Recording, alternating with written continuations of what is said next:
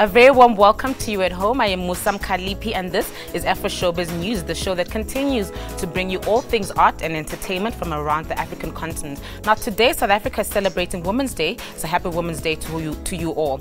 To keep in touch, feel free to email us at afroshowbiznews@sabc.co.za. Also follow us on Twitter. Our handle is @AfroShowbizNews. Let's get right to it with today's headlines. Nigerian musical maestro King Robert Ebezimo and his driver dies in a car accident in the Delta State. The city of China is preparing for the One Tribe Festival. South Africa's Tony Goroge and Mauritania's Ibrahim Ahmed shared the Best Prize Actor at this year's Durban International Film Festival. Goroge's role was in Cold Harbour, with Ahmed starring critically acclaimed Timbuktu. In 2010, Goroge made Variety's list of South African talent poised to break out after his performance as Nelson Mandela's bodyguard in Clint Eastwood's Invictus. International audiences are familiar with Goroge for his co-starring in The First Grader, Skin, and Mandela, Long Walk to Freedom. Find the Chinese boy. You could help me. If you keep me informed, your investigation will go more quickly. Kerry McKenzie's Cold Harbour marks his first lead role in a South African feature film and his transition to an action hero. In Cold Harbour, Goroge plays a Khayelitsha policeman, Sizwe Mia, a role that was specifically written for him, who uncovers an abalone smuggling scheme while investigating a triad murder. If I'm honest, in the silence of the night, I feel you betrayed. You changed sides. The Best Actor award is shared between an actor who is established and commanding and a newcomer who is unforgettable. Both give soulful and compelling performances and are enviable collaborators with the filmmakers they work with.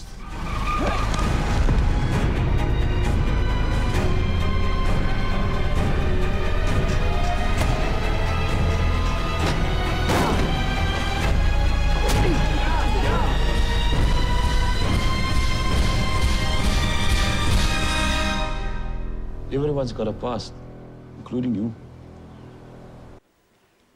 Today we celebrate Women's Day, and with us in studio is Johannesburg-based designer, social entrepreneur, sales guru and mother of 5, Rihanna Edwards, who fuses clothing, coaching and culture in a single package. She imparts much needed creative and business skills. She and her team are promoting the manufacturing and consumption of proudly local women's wear. Now to talk to us a bit more about what she does is Rihanna herself. Hello and welcome to Afroshowbiz News. Thank you. Hello. Thank you so much for coming. Now, Rihanna, you train unemployed women. Why do you think that this is an important factor in the country? Well, first of all, there's a huge unemployment rate in this country. We need to look at different ways on how to solve this problem. And through the creative industries that we operate in, it's actually saying to the woman, come with your God-given talents and come and let's build sustainable businesses together. And this is one way that we're going to build Africa. And it's up to us as entrepreneurs to be able to pay it forward and impart of our skill and our knowledge. All right, now Rihanna, how do you hope that this will boost South Africa's manufacturing industry? Well, as you know, the big giants such as China and the rest of the Eastern nations have basically taken over in terms of imports. I come from a very strong manufacturing background where we had the old Rex reform from the Western Cape region, and there is no such industry any longer. So all these little groups that we are forming and trying to revive this industry will ensure that we can build a vibrant economy around this industry. All right, now Rihanna, tell us a bit about what type of clothing that you specifically manufacture. I'd like to say that I cater to modern, modest women. As you know, being a Muslim, there are certain rules that we need to follow in terms of our dress. You know, no legs that are being revealed, neither arms, and also no cleavage that's being shown. So I cater for this in most of my clothing. But I also realize that it doesn't just appeal to Muslim women. We have a very huge African community that loves what I do, as well as other communities too, because the clothing, it's feminine, it has a flow, and at the same time, we're proud of our cultural identity. All right. Now, where are you currently based? Where do you operate from? I'm in Roosevelt Park in the Johannesburg area, and we've just launched our first standalone store in the Northcliffe Shopping Centre. Tell us a bit about that. The store itself, it's really a labour of love. It's a tiny little space, but with it being Women's Day today, I can clearly say to you it's Women's Day every single day in our store, because it's not just about the clothing, it's also about women coming to share their stories.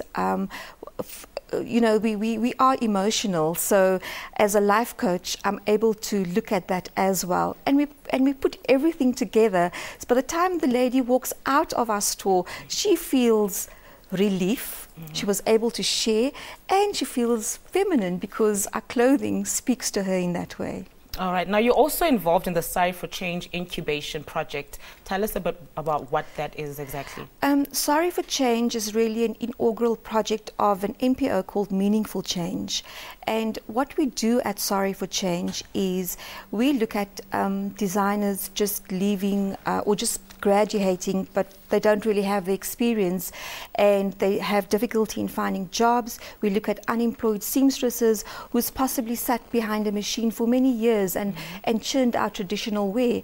And the biggest challenge is looking at new markets. So what I've done at Sorry for Change is we've actually put everybody into this incubation, imparted skills as well as entrepreneurial knowledge. So after a specific time, between 6 to 9 months, we expect we call them incubatees, that's part of the incubation, to be able to launch their own label and start their own business. I'm afraid that is where we'll have to wrap it up, but thank you so much for joining us, Rihanna. Pleasure. All right. Northam in Limpopo underwent a transformation with the kickoff of the annual Opikopi Music Festival. The annual festival again showcased top brands from South Africa and abroad. The festival hosts a wide array of acts, with artists being backed, with artists from genres including, but not limited to, rock, hip-hop, hardcore, punk, and more. Now, this year promised a star-studded lineup, including rappers Double HP, Reason, Black Les, Toya Delezi, Jack Perro, music group The Muffins, as well as music legend Hugh Masekela. Overall, 143 artists are expected to perform at the event. Every year, the Opikopi team delivers an original theme to underpin the festival, and this year is no different. The festival was held for the first time in 1994, with 27 local talents performing to a small crowd of enthusiasts. It has since grown to be one of South Africa's most popular music festivals, attracting over 5,000 to 15,000 people each year. The conflict in the Middle Eastern region of Gaza was at the center of a music performance at the Carthage International Festival in Tunisia. Lebanese musician Marcel Khalif dedicated his performance to the children of Gaza. Carthage is the oldest music festival in Tunisia and is in its 50th year. Marcel Khalif, a composer, singer and alt player, walks onto the stage to some enthusiastic applause. This is at the Carthage International Festival, Tunisia's oldest and biggest music festival. This year, the festival is celebrating its 50th anniversary. The concert featuring Khalif was divided into 2 parts. In the first, he performed alongside countryman Lebanese singer Omaima Al-Khalil and Tunisia's National Orchestra, presenting songs inspired by the work of the late Palestinian poet Mahmoud Darwish. In the second half of the evening, Khalif performed some of his other famous numbers as the crowd sang along. Tonight's performance is a greeting to Tunisia, a greeting to the youth that shouted in the streets and asked for freedom, a greeting to the echo of their voices. It is also a greeting to the martyrs, Tunisia's martyrs, and a greeting to the children of Gaza who are dying every day because of this vicious war led by Israel. Khalif's music is known for its focus on freedom and nationalism, and some of his songs became anthems to the revolutions in the Arab world over the past 2 years. Throughout his career, Khalif has received many honors and awards, including the Palestinian Award for Music in 1999 and more recently, the UNESCO Artist for Peace Awards in 2005. Tunisia's Minister of Culture, Mourad Sakli, said Khalif's popularity could be attributed to the way he connected with the public. Gaza is going through hard times, and for sure, with Marcel Khalif, there must be a crossover. Today, there was a coming together between Marcel Khalif, the Palestinian cause, and the public, not forgetting the Tunisian martyrs.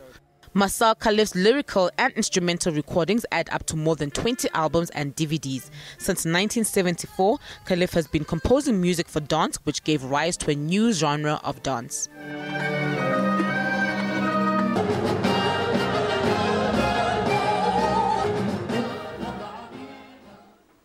Congolese photographer Keripi Katembo captures everyday life in the Democratic Republic of Congo's capital in Kinshasa. He gives us a glimpse of life in Kinshasa through reflections in street puddles. In a photography series called Unregard or Look in English, Katembo puts a twist on capturing daily life in Kinshasa by taking pictures of reflections in the puddles that litter the capital streets. He is documenting some of the city's sewerage systems that are polluted by waste and dirty water. Katembo says through his pictures, he wants to capture the complexities of urban life. Donc à chaque fois, on pense que je suis très vite. My inspiration comes from the exchange that I have with the world, meaning my friends, the women who sell fish or bread. In short, all that surrounds me. It's that daily life that inspires me to take pictures of certain situations or objects. For Katembo, it's not just about taking a picture, but about capturing the ordinary in a unique and poetic manner. Along with his friends, he created a collective called Yeleba, where young aspiring filmmakers and photographers could perfect their skills. Katembo also explores other genres and is an accomplished painter and filmmaker. Christophe Rousset is the director of the French Institute in Kinshasa.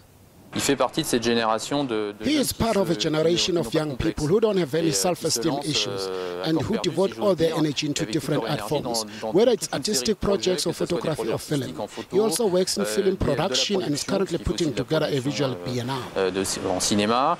Katembo hopes growing interest in photography will help expose the beauty of the art form and make society appreciate those involved in the genre. He will present his latest series of photographs at an exhibition that will be held in Kinshasa later this year. Let's go for a quick ad break. Do not go anywhere.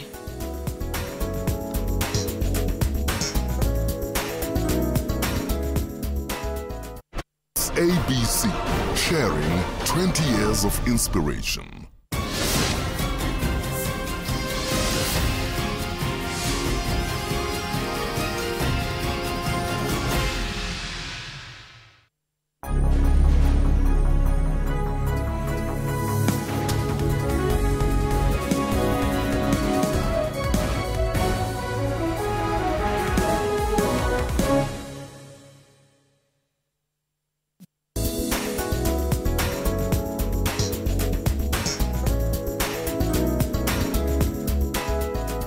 Welcome back. South Africa seems to be hosting a huge number of festivals that have big names and international performers at the moment. The One Dinokeng Festival is the latest to reveal its September lineup. The festival takes place in the city of Tshwane and will be headlined by America's Macklemore, Ryan Lewis, J. Cole and Kid Ink. The Tribe One Dinokeng Festival will be the first of its kind not just for South Africa, but also for Africa. The CEO of festival says this is a historic moment for the African continent and for the world, as this is the first mega multi-day music festival to be hosted in Africa. The aim of the festival is to awaken the cradle of music, where music tribes from all over the planet will come together every year as one tribe in Pretoria. It is set to attract the best of contemporary music talent from across South Africa, the African continent and other prominent names from around the world. The lineup of the event features over 150 artists performing on 3 main stages.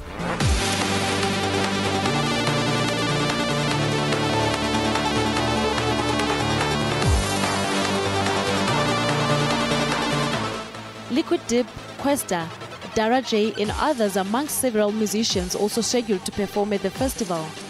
It will host more than 80 DJs playing live sets in the multiple domes called the Dance Village.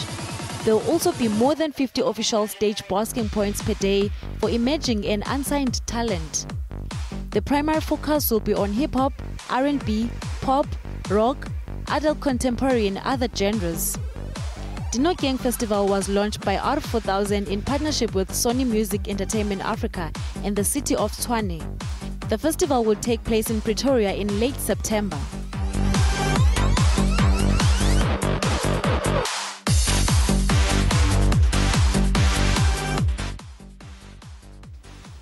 A bit of sad news from Nigeria now. Musical maestro King Robert Ebizimo and his driver have died in a car accident in the West African country's Delta State. Yes.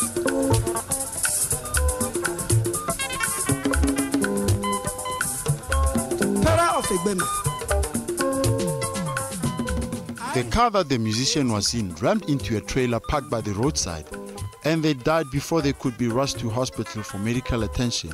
King Ebizimo used his music to hugely promote Ijao struggle and to create awareness all over the Ijao nation, especially those at the hinterland.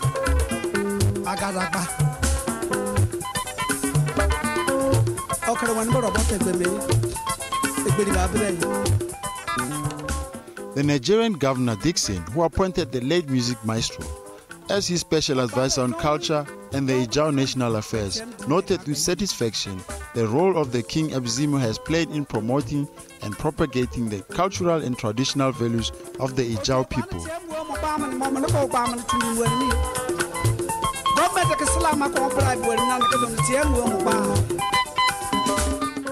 His highly instructive and inspirational lyrics would be greatly missed by all true Ijao men and women. The governor has also announced that the King Robert is to be given a state burial.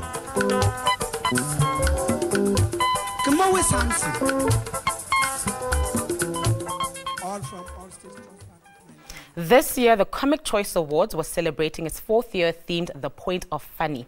The main event was held at the Teatro, in Monte Cassino. Legendary comedian Mark Banks was honored with a Lifetime Achievement Award. He joins us in studio today, and Mark Banks, welcome. Thank you very much. Afroshowbiz News. Yes. First and foremost, congratulations on your award. Thank you. And tell us how you feel about this achievement. Thank you. I nearly brought the award today, but because it was Women's Day, the award is at the jewellers. I went to the jewellers to get it because they're keeping it in the safe, and it was closed. So because of Women's Day, I can't have my award with me to show the viewers. I'm very, very sorry. Well, I'm sorry to the viewers that we can't see your award, but beautiful white gold. It's about that big. I'm actually having it made bigger and a few more jewels put on it. Is that even possible? Yeah. It is. All right, can you please take us to your journey as a comedian? How has it been for you? I started about 25 years ago, 30 years ago. I shouldn't still be alive, actually. But I'm only 55, so I thought I was a bit young to win the Lifetime Achievement Award, but I started fairly young. I think comedy in Africa then, comedy in South Africa certainly was primarily a white issue. White people went to see white people performing. Now, everybody's doing comedy. Everybody from everywhere. We even have, I see, a Sutu comedy festival coming up. 100% Sutu. Everybody's doing it. Everybody wants to laugh. There's no one who doesn't want to laugh, I don't think. Now, did you ever think that you'd be such a successful comedian when you started out? No, I gave myself 4 years. I thought 4 years, that's it. And I thought maybe at max 10. And as each year comes, new challenges, new news, new dispensations, new governments, new people in power, new people to shoot at, new people to... Because comedy is a weapon of mass destruction. If a politician goes onto a stage and the entire audience just scream with laughter and he can't speak for people laughing, it's quite an intense weapon to have. Well, you're still here today, so what kept you going? I think my humility, I think my kindness, I think my ability to work with other people, no, I'm talking rubbish. I think... No, I don't like other comedians. They terrify me. I'm terrified of comedians. Don't they terrify you? No, why is that? Because I never know what they're thinking. And worse than not knowing what somebody's thinking is knowing what someone's thinking, and that's usually worse than not knowing. So what are you thinking what they're thinking? What am I thinking right now?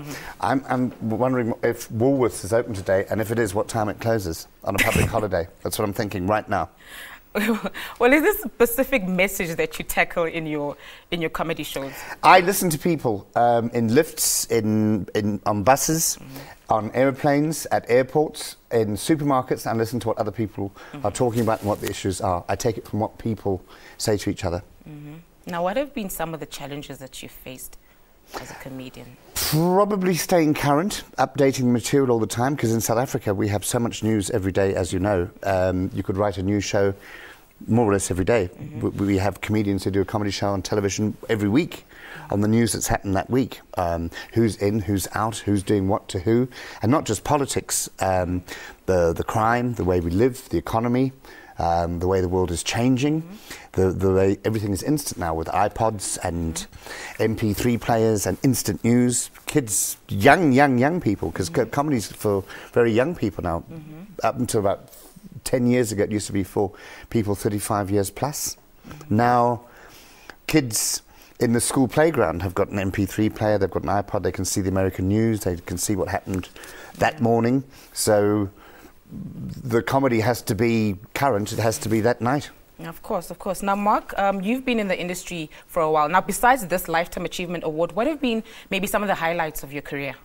Probably the biggest highlight was when about 8 of us went to the Royal Albert Hall in London, and we did a show called Bafani Bafani to about 8,000. That was a huge show, actually. Huge show. Yeah, that was a huge show. I couldn't believe it was happening when it was happening.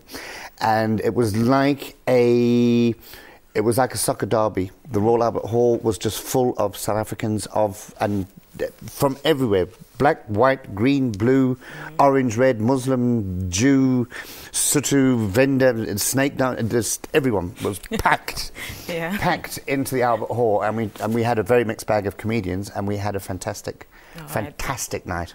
I was very sorry it ended, because when it ended, sometimes you do something you think, how am I going to do bigger than this? Because I can't win another Lifetime Achievement Award, so I'm probably going to have to change my name. And seeing it's Women's Day, I could come back as... You could? I could. Well, Mark, I'm afraid we're going to have to wrap it up there. But constitutionally, they couldn't stop me. They couldn't stop me coming back as a woman. I could do it. All right, well, thank you for coming. It's been a pleasure having you on the show. Thank you very much. Musa. Yes, Musa. Musa. And if you married Riyadh Musa, you'd be... Musa. Yes, of course. Amazing. Hey? All right. Imagine that happening. Now let's go to Cape Town here in South Africa. Now the Celluloid Film Festival is happening. The focus there is the sci-fi and fantasy. It's in the Libya Theatre until tomorrow, August 10. The majority of the movies and almost all of the short films make their South African premieres at Celluloid, which features a pre-release screening of Young Ones, a film directed by Jake Paltrow is shot in South Africa. There'll be key crew attending the screen who will chat with the audience afterwards about the making of the film.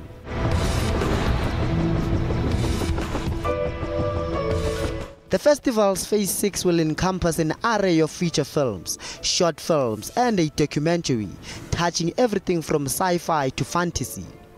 The Celluloid short film covers 6 hours worth of original shorts from across the globe, including South Africa. The films to be expected are Plan 9 from Outer Space, directed by Ed Wood, Young Ones by Jack Paltrow, the documentary of Bill Meier's story, The Big Man Japan and Zenith, among others. A book we think you must read this week is titled So Long a Letter. It's an award-winning oldie authored by Senegalese Mariama Ba. It looks at themes of the condition of women in West African societies. With this work of fiction, Ba explores the inequalities between men and women in Senegal, Islam and African society. She creates a fictional letter from Rama Loyaye, a school teacher in Senegal, to her good friend Aissotau, who now lives in America. Rama Loyaye, a recent widow, has lost her husband and is customary mourning for 10 months. So Long a Letter was originally written in French and later translated in English. You're still watching Afroshowbiz News. If you've missed any of our shows, be sure to catch us on our YouTube channel by simply searching for Afroshowbiz News. Time now for another break, but do stay tuned for more.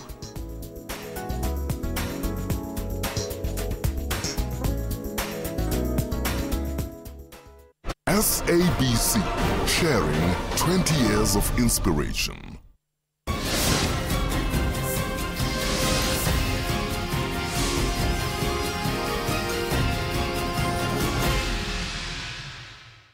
SABC, sharing 20 years of inspiration.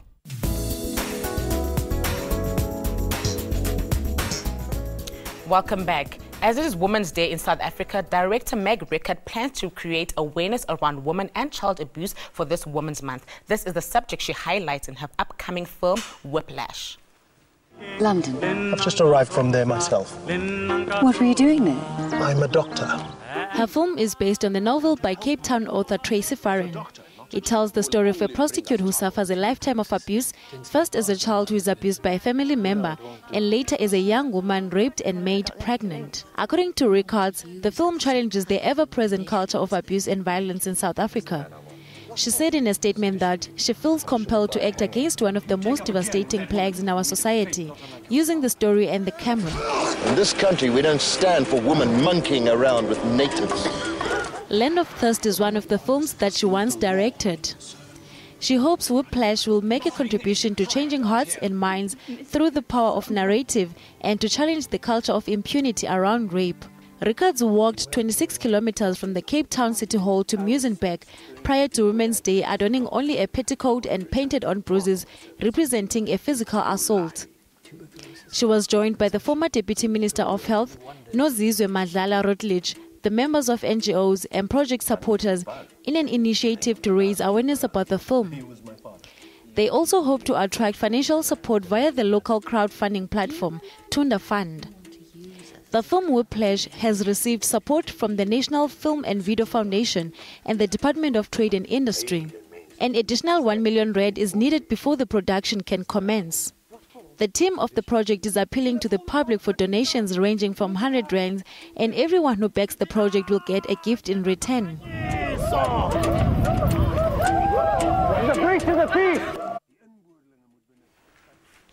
In Ethiopia, the state of Tigray hosted the International Tigray Diaspora Festival. The 6-day-long festival began on the 31st of July and concluded on Wednesday at Mekelle University. The festival featured various conferences and tours of development works. Over 3,000 Tigray-born people living in the diaspora participated in the festival. They joined the other participants in social, political activities, dance and music. Mofa State Minister and Ambassador Bihane Gebrekristos said in a statement that the activities of the diaspora of Tigray regional state could be exemplary to other Ethiopians living abroad. The ambassador added that he hoped the role of the diaspora will be to continue assisting in completing various projects undertaken by the government. In their concluding statements, some of the participants indicated that the festival had realized its mission and vowed to conduct it every 4 years in a different country. This was the first international diaspora festival to be hosted in Tigray. Sikil in the United States was chosen to be the next host city for this popular festival.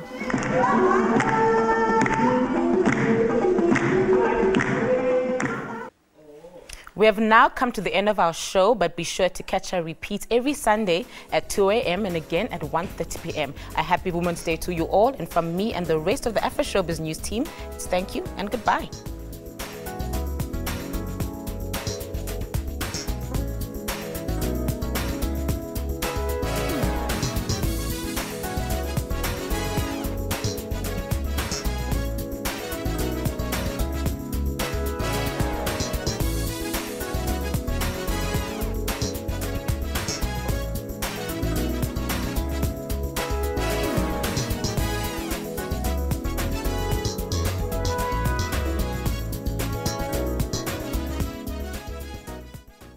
SABC, sharing 20 years of inspiration.